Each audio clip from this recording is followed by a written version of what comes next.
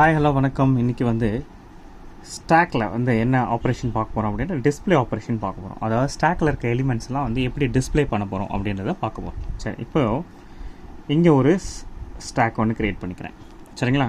10, 20, 30 and 40. So இந்த எலிமெண்ட்ஸ்லாம் வந்து ஸ்டாக்கில் ஆல்ரெடி இருக்குது, நம்ம வந்து புஷ் பண்ணியிருக்கோம்.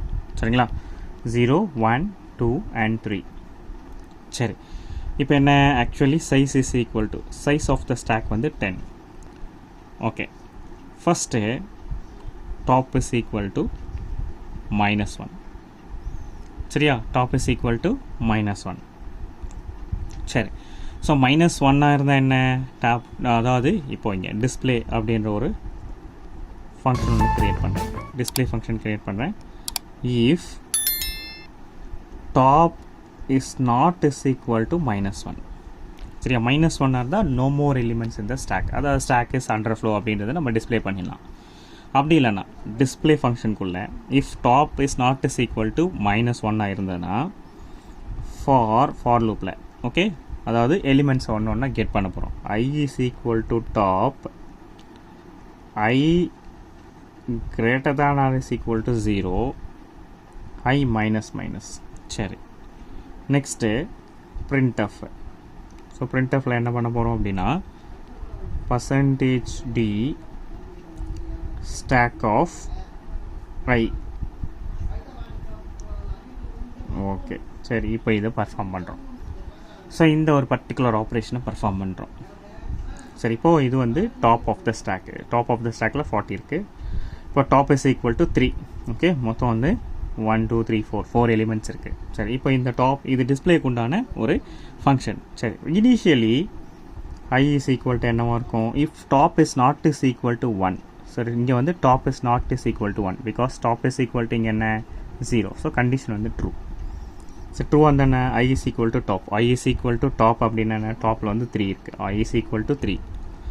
சரி, next 3 greater than or is equal to 0. Condition வந்து ட்ரூ. ஸோ கண்டிஷன் ட்ரூவாக இருந்தால் என்ன ஆகும்? இங்கே வந்துடும். சரியா? Stack of 3. ஸ்டாக் ஆஃப் 3ல என்ன எலிமெண்ட் இருக்குது? ஸ்டாக் ஆஃப் 3ல வந்து 40 இருக்குது. சரி, இப்போ இந்த வேல்யூவை இதில் ஸ்டோர் பண்ணிக்கோம். Next I minus. Now I is equal to 2. 2 greater than or is equal to 0. Condition true. So இப்போது ஸ்டாக் ஆஃப் 2.